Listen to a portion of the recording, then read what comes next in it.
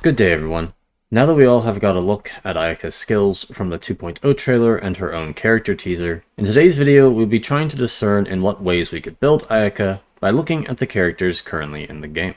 Fortunately, Chongyun exists, so we can simply take a similar character, in this case Keqing, and do a bit of testing to see what elemental reactions will likely be good for her, and as for the elemental reactions that wouldn't work so well with the Cryo Keqing, we will also take a look at what would need to be different about Ayaka to make them work. Now to get the shorter ones out of the way, we can start by briefly mentioning Superconduct.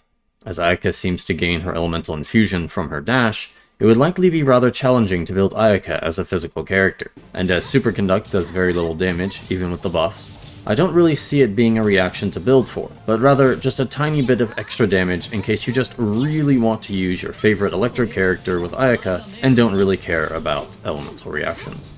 Next, and perhaps the most obvious choice due to the only cryo set in the game revolving around it, would be the freeze reaction. As Ayaka should have easy cryo uptime and isn't a Claymore character, this seems like the perfect fit for her. And really, the major thing to decide is what Hydro character to use in order to cause the freeze reaction. Xingqiu will give nearly permanent freeze up time, whereas Mona will give a large damage amp, but not nearly as good freeze up time. However, if you do not have either of them or for whatever reason cannot use them with Ayaka, then Barbara can actually work as well, as Barbara's elemental skill applies wet to enemies you touch, and Ayaka's normals look to push her forward. While Barbara's skill is up, you should have no issues keeping a enemy frozen. When you have multiple enemies, it will be more difficult, and even with her passives, Barbara has a decent cooldown on her skill. However, there are some ways to get around both these issues a bit. For freezing multiple enemies, you could bring in a Nemo character with an ultimate that can be infused with an element and persist while they are not on the field, and simply make sure to infuse said ultimate with Hydro. Sucrose is a decent choice for this, but Kazuha would be even better, and Venti may work as well. As for better uptime on Barbara's elemental skill, the very beginning of the skill actually deals a few hits of Hydro damage, so if you give Barbara a Sacrificial Fragments, and make sure to hit enemies with her elemental skill, you can reset the cooldown of the ability, then simply go about your business as usual, and when her skill runs out, it is off cooldown, and so you can just immediately cast it again. Now with those out of the way, we can get to the more difficult elemental reaction, Melt. Or more specifically, Melt and Reverse Melt. Let's take a look at Reverse Melt first. Now the first thing that may come to mind with Reverse Melt is, oh no, we don't have a Pyro Xingqiu. But actually, Xiangling can work just fine, and has no problems being a Pyro Aura for Cryo Keqing with just her ultimate. With that being said, there are pretty much two different ways we could look at Ayaka as a Reverse Melt character. Normal attacking like Diluc, or charge attacking like Hu Tao, and in both cases, there are issues. If we first take a look at normal attacks, fast sword characters tend to have multi-hits in their combo. The issue here is that these multi-hits essentially split part of the combo from being a single instance of damage into multiple smaller instances. So then if Ayaka follows the normal 3-hit rule, whenever she would reverse melt a part of her normal combo that is a multi-hit, she would only reverse melt one of those hits and thus melting a portion of that part of the combo. This as opposed to Diluc, who has no multi-hits, so whenever he reverse vaporizes a part of his combo, he vaporizes the entire thing, not just a portion. Because of this, Ayaka will likely be just a worse unit as a reverse melt normal attacker than Diluc is as a reverse vaporize unit. Now as for charge attack reverse melt, it may actually be even worse. There are really two reasons why reverse vaporize Hu Tao works. The first, as she is a polearm user, her charge attacks seem to have no internal cooldown.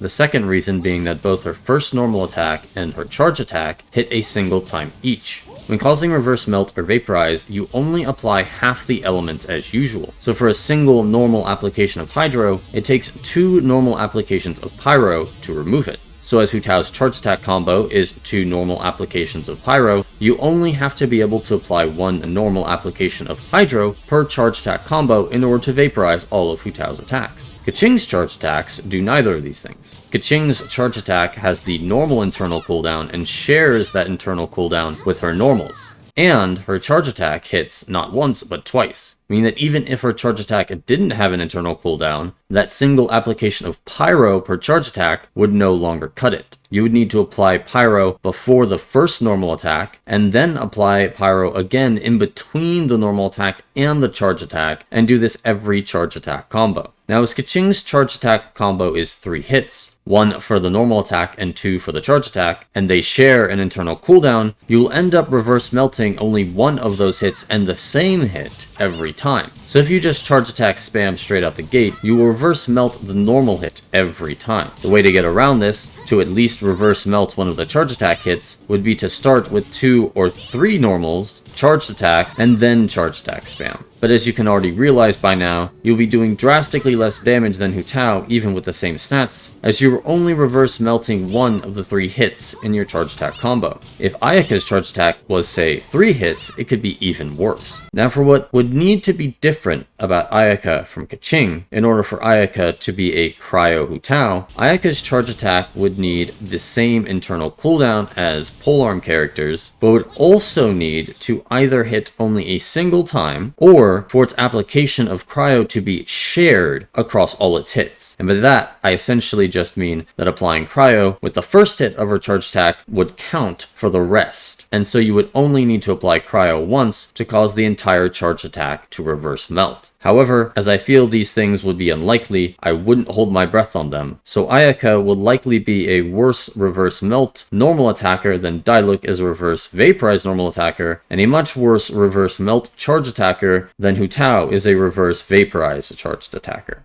Now for using Ayaka as a Cryo Aura to melt with a different unit, pretty much just Xiangling, as she's really the only character who does off-field pyro damage, this might actually be more difficult than you perhaps originally thought. As you can see here, I'm having a very hard time actually getting Cryo to be the aura for just Xiangling's burst, and Goba hasn't even entered the picture yet. Now Ayaka will probably have an easier time of this than Keqing, as her elemental skill looks to hit only once, meaning that it likely applies strong Cryo and should clear Xiangling's pyro off the enemy in a single hit, can apply Cryo with just a dash, and then keep up the Cryo aura from normal attacking. She also has her ultimate, which looks like it probably hits many times, but at the moment, it's hard to say what its Cryo application is like. However, once again, this is only with Xiangling's burst. Once you throw Goba in and he begins to apply Pyro about once a second for 4 seconds, Ayaka might still not be able to apply enough Cryo to keep up.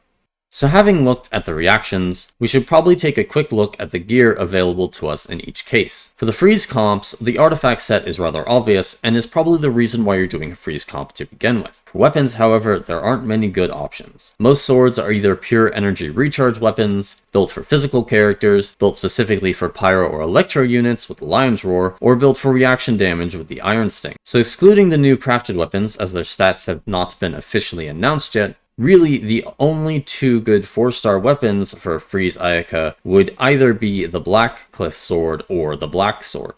And all other weapons would pretty much either have their secondary stat or their effect being pretty much pointless. For a Cryo or Ayaka, the situation is similar on the weapon front, but now you don't even have a good artifact set to use either, and we'll probably just end up using 2-piece Blizzard Strayer and 2-piece either Gladiator or Noblesse, or use one of the 2 new sets and then focus on normal/charge attacks or her burst. For Reverse Melt Ayaka, the artifact situation is pretty much the same as Cryo Aura Ayaka, but you are in a much better position on the weapon front. The Iron Sting is now a great option, as the Elemental Mastery secondary stat is now actually a very nice damage bonus, and the Lion's Roar would also be a good choice, as in order to Reverse Melt, you need Pyro to be on the enemy, so Lion's Roar's damage bonus should be active. Finally, for Superconduct Ayaka, this entirely depends on who you are using. If you are using a bunch of Electro characters and pretty much always have Electro on the enemy, then the Lion's Roar and the Thunder Soother artifact set could be the option to go for. And now, with the artifacts and weapons wrapped up, we reach the end of the video. Do you have any interesting build ideas for Ayaka? Did I miss something? And have you also been farming for the Blizzard Strayer domain for nearly a month and a half now, and still haven't received a single crit damage circlet? Please do let me know down below in the comments. Thank you for watching, look forward to seeing you again next time, and hope you all have a great day.